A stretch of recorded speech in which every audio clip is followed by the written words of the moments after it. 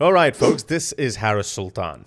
As you know, this two-tier government of Comrade STARMER has decided to wage war on native British culture. He's quick to call out the angry reactions of the natives, but goes completely quiet when equal numbers, if not more, of non-natives come out and also violently riot. He would rather imprison women, the elderly, and even children for social media posts, angrily gesturing at the police or even saying who the F is Allah.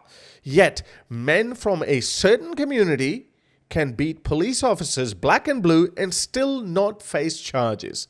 But that's not the worst of it. Let me ask you, if there is only one prison spot left in Britain, who would you rather put behind bars? A pensioner with a clean record who, in a moment of frustration, said a few nasty things? Or a convicted pedophile who is also a thief or has committed common assault?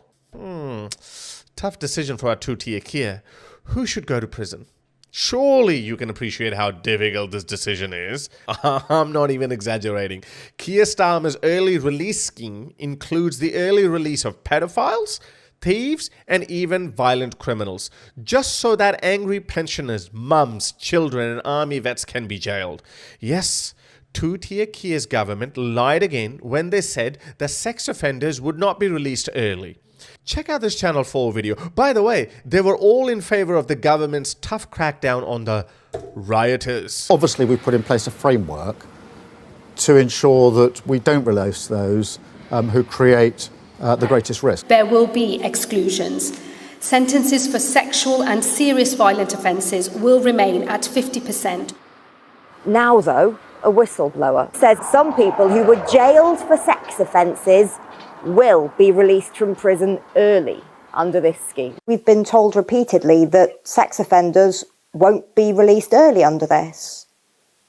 Well, indeed, it's a definite loophole to me. It doesn't fit with justice. It certainly doesn't fit with victim rights. What he calls a loophole, although the MOJ refutes that description, will affect some prisoners serving time for crimes excluded from the early release scheme, like sexual offences, if they were also sentenced for another offence that does qualify, like theft or common assault. I don't think that's a loophole. That's why, despite knowing about it, they're refusing to fix it. Let me first explain what this loophole actually is.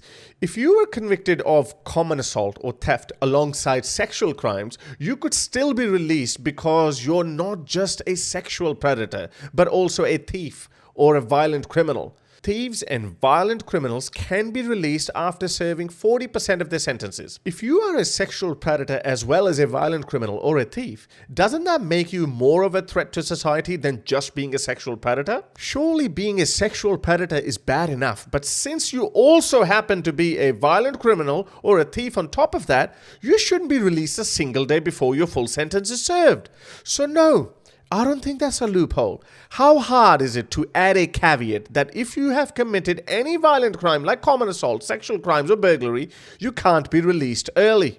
But we already know this government doesn't care. All they care about is their power and control. They've seen how quickly things can spiral out of control. Something I don't support, but let's be real, anyone could see it coming from 10,000 miles away, which is the distance between Britain and Australia. The government claims they have no choice but to release prisoners, and they have inherited this mess from the previous government. Check out the same Channel 4 video. A justice system in chaos, prisons dangerously full. And so next week, thousands of prisoners will get out early after serving 40% of their sentence under new emergency measures to free up space. When this was announced a few days after the general election, there was essentially an admission from the government that bringing forward the release date for thousands of prisoners won't be popular. Exclusive data obtained by Channel 4 News reveals for 18 consecutive months to this summer, the probation service was consistently working at around 120% capacity. The probation service is already facing huge pressure, and I've described the efforts going on by hard-pressed probation officers as heroic. I think it's important to understand that Parliament has made the regulations out on how this works. The government has explained that this is not something they necessarily would have wanted to do. They had no choice but to implement this scheme. The Ministry of Justice says it inherited a justice system in crisis And without the early release scheme, there'd be no room to lock up dangerous criminals. So, the Ministry of Justice says without the early release scheme, there'd be no room to lock up dangerous criminals. See, they are literally changing the very definitions of crimes. Keyboard warriors are now considered more dangerous criminals than, say, pedophiles who are also thieves or perpetrators of common assault. Mums, pensioners and army vets, none of them committed any assault. Just angry gestures, some rude comments and some mean posts are now more dangerous than pedophiles, thieves and violent criminals.